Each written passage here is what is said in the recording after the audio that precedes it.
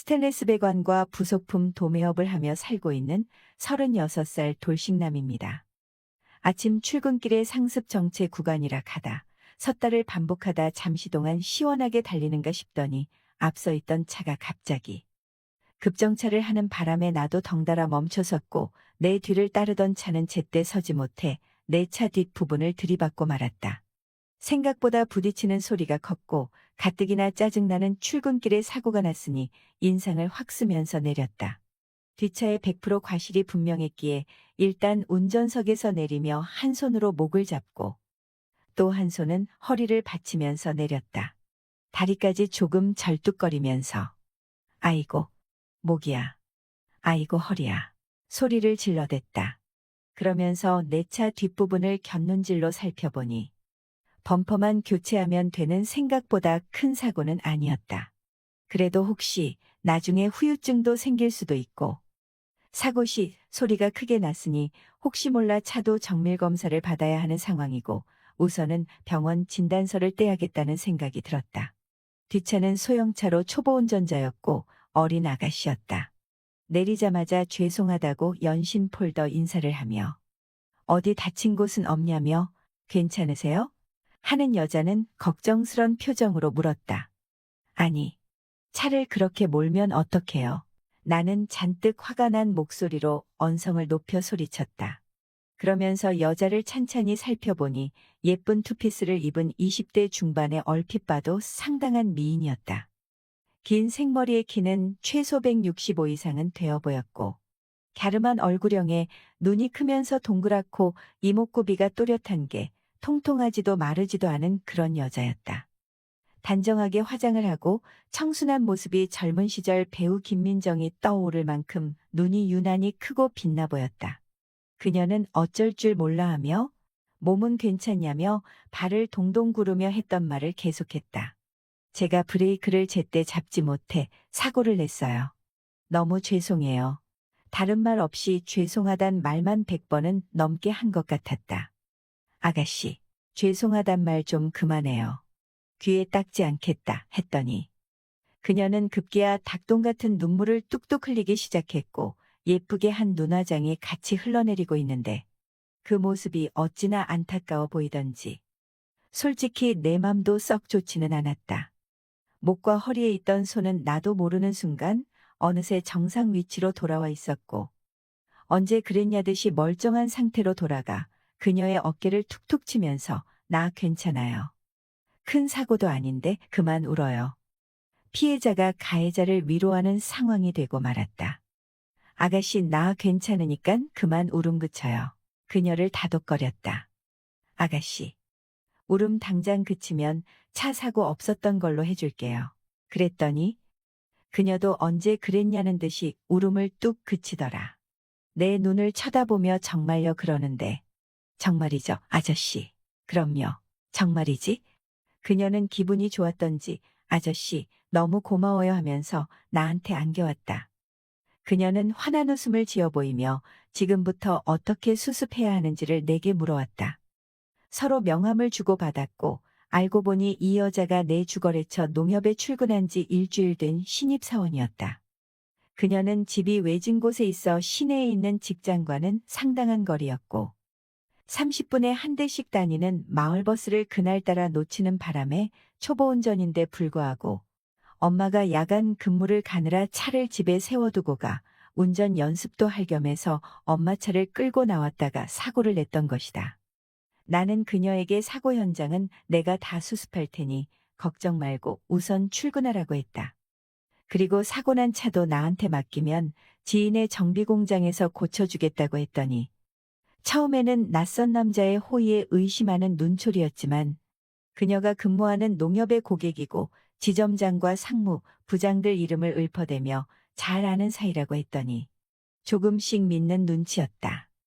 그녀는 차 키를 내게 맡겨두고 잠시 뒤 택시를 타고 출근을 했다. 그리고 카톡으로 퇴근 후 우리 사무실로 찾아오라고 했다. 그녀는 네 알겠습니다. 근데 아저씨 오늘은 저녁 7시쯤 퇴근할 것 같은데 그때 회사로 찾아가면 되는 거죠. 네네 아가씨 언제든 오세요. 라고 답장을 보냈다. 저녁에 그녀가 회사로 왔다. 아저씨 안녕하세요. 그녀가 밝은 모습으로 찾아왔다. 아침에는 볼 수 없었던 안정되어 보이고 정갈한 모습이었다. 너무나 사랑스럽고 참한 얼굴이다. 30대 후반의 나이인데 그녀를 보고 있자니 젊은 시절 첫사랑을 대하듯 가슴이 설레어 왔다. 은영 씨, 어서 와요. 저기 소파에 앉아요. 우린 커피를 한잔하며 대화를 이어갔다.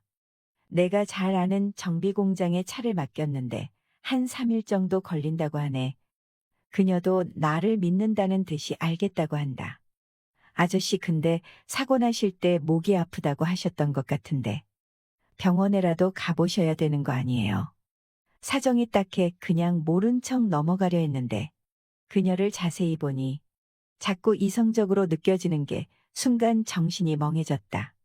이러려던 게 아닌데 나도 모르게 내 입에서 갑자기 한마디가 튀어나왔다. 뭐, 약간 삐끗하긴 한 것 같은데 병원 갈 정도는 아닌 것 같고 하룻밤 자고 일어나 봐야 알 것 같은데 그래도 누가 목 좀 주물러 줬으면 좋겠는데 했더니 네, 제가 해드릴게요. 나지막히 뱉은 한마디에 나도 고개를 끄덕였다. 그녀가 뒤로 오더니 놀란 근육을 이렇게 풀어주면 좋다란 소리를 TV에서 본 것 같다며 뒷목과 어깨 쪽을 정성껏 주물러 주는 거다.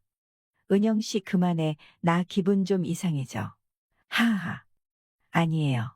제가 좀 더 주물러 드릴게요. 근데 은영 씨, 뭐 좋아해요. 늦었는데 저녁이나 같이 먹자고 했더니 아저씨가 맛있는 거 사줄 거예요. 그러면서 자긴 소고기가 먹고 싶다고 했다. 널씬하고 참한 모습에 귀여움과 애교까지 몸에 배어 그 모습이 어찌나 귀여운지 깨물어주고 싶다. 함께 저녁 식사를 하면서 이런저런 이야기를 많이 했고 그녀는 올해 24살, 아버지는 그녀가 8살 때 사고로 돌아가시고 현재 48살 된 어머니랑 단둘이 산다는 걸 알게 되었다. 막내 동생 같은 그녀에게 말을 놓게 되었고 그녀도 마치 나를 막내 삼촌처럼 대하면서 서로 속 깊은 대화도 주고받게 되었다. 이혼하고 혼자 살고 있다는 이야기를 했다. 은영이도 집안 사정 세세한 이야기까지 꺼내놓았다. 아버지가 교통사고로 돌아가신 후 어머니와 둘이서 살았는데 어머니는 지금도 공장에서 2교대를 다니면서 일하고 계신다고. 그렇게 고생해서 자길 4년제 대학까지 보냈다고 했다. 아버지가 교통사고로 돌아가셨기 때문에 아침에 일어났던 차 사고에 더 정신을 차릴 수가 없었다며 돌아가신 아빠 생각도 나고 눈앞이 노래지면서 몇 차례나 멘붕이 왔었는데 내가 너무 따뜻하고 편하게 대해줘서 처음 보는 남자에게 차를 맡겼을 정도로 고마웠다고 했다. 저녁 식사를 마친 뒤 그녀를 집까지 데려다 줬고 집으로 가는 길에 은영에게 물었다. 주말에 시간 나면 운전 연습 시켜주겠다고 했더니 그녀도 좋다고 했다. 주말에 약속한 운전 연습을 하기 위해 시간 맞춰 그녀 집 앞으로 갔더니 은영은 나를 보자마자 반갑다며 차 쪽으로 뛰어와 올라탔다. 반바지에 하얀색 셔츠를 입고 나왔는데 시선이 나도 모르게 자꾸 조수석 쪽으로 향해 그녀에게 물었다. 은영아, 이 호라비 아저씨 어쩌라고. 무슨 옷을 그렇게 야하게 차려입고 나왔어 그랬더니 그녀는 왜요? 저 아저씨한테 예쁘게 보이려고 이렇게 입고 나왔는데 아저씨 저 안 이뻐요? 그랬구나. 근데 너무 이뻐서 아저씨 눈에 은영이가 자꾸 여자로 보여서 문제지 그랬더니 은영이는 뭐가 그리 좋은지 까르르르 웃음이 끊이질 않았다. 우리는 시외로 나가 운전 연습을 하고 나서 분위기 좋은데 가서 점심을 먹기로 했다. 차에서 내려 식당으로 들어가는데 은영이가 내 옆으로 다가와 오른팔에 자기 팔을 깊숙하게 껴오는데 기분이 참 묘했다. 점심 식사를 마치고 영화도 한 편 보고 이젠 자연스럽게 손도 잡고 팔짱도 끼는 사이가 되었다. 누가 보면 아빠와 딸 같은 모습이었겠지만 그래도 나는 좋았다. 영화를 보고 나왔는데도 아침에 일찍 만나서인지 오후 4시밖에 안 됐다. 은영이는 좀 쉬고 싶다며 자꾸 우리 집으로 가자고 한다. 아저씨 집에 가보면 안 돼. 어떻게 해놓고 사는지 궁금해요. 집에 도착하자마자 은영이는 에이 아저씨 이게 뭐야. 호라비 냄새가 진동을 한다면서 창문을 다 열어 제치더니 청소를 하기 시작했다. 은영이는 청소가 끝나자 냉장고 청소도 하고 밀린 빨래는 세탁기를 돌렸다. 심지어는 내 침실로 들어가 빨래감을 찾아 들고 와서는 세탁기에 넣는다. 은영은 1시간 동안을 집안 곳곳을 치우더니 땀이 많이 났는지 마치 제 집처럼 욕실에 들어가 샤워를 하고 나오더니 거실 소파에 앉아 함께 TV를 보다 저녁을 먹고 집으로 돌아가는 길에 은영에게 나 12살 연상의 돌싱남인데 남자로서 어떠냐고 했더니 자기 이상형이 아빠 같은 푸근한 스타일의 남자가 좋다고 하면서 그녀가 먼저 나랑 연애하고 싶다고 했다. 그날 이후 아침 저녁으로 출퇴근을 시켜주었고 그녀의 엄마가 격주로 야간일 나갈 때에는 우리 집에서 지내며 사랑을 키워나가고 있었다. 그녀 집에 인사를 드리러 간 날 혼자 힘으로 딸을 여지껏 예쁘게 키우셨을 장모님을 생각해서 선물 꾸러미를 잔뜩 사들고 찾아갔죠. 그런데 장모님의 모습을 보고 조금 놀랐습니다. 왜냐하면 장모님이라고 부르기엔 너무 젊어 보이시고 공장에서 일하는 평범한 아줌마쯤으로 상상했던 모습과는 사뭇 달랐거든요. 두 모녀가 믿고 의지할 사람이 나밖에 없다는 생각에 보호 본능 같은 것도 일어났습니다. 은영이와 장모님을 앞으로 내가 잘 지켜드려야지 이런 생각 말이죠. 그럴수록 장모님께 점점 이상한 감정도 생겨났습니다. 장모가 24살 때 아내를 낳으셔서 사위인 저하곤 12살 차이 나는 젊은 장모님이십니다.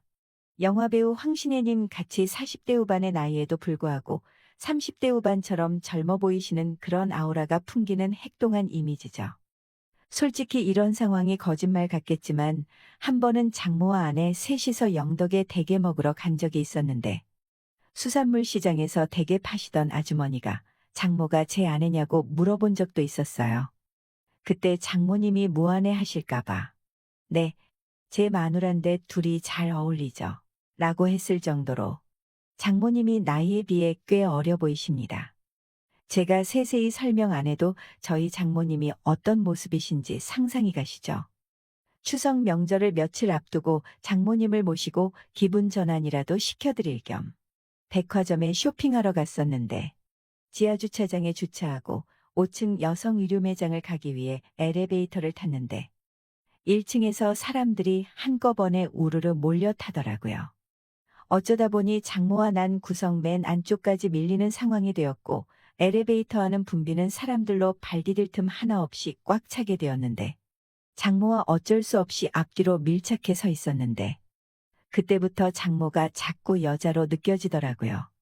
그리고 얼마 전엔 하청업체 대표들과 2차로 나이트클럽에 따라가게 되었는데 거기서 장모를 만나게 되어 함께 놀게 된 거죠. 어머, 박서방 여긴 웬일인가? 아, 네, 장모님. 박서방은 이런데 안 좋아하는 줄 알았는데. 네, 저는 거래처 사장들 따라 업무 쳐왔죠.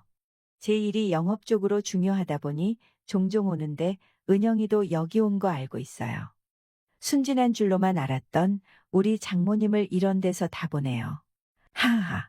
자네가 이런 데까지 출입하며 힘들게 돈 버는 줄은 오늘 처음 알았네.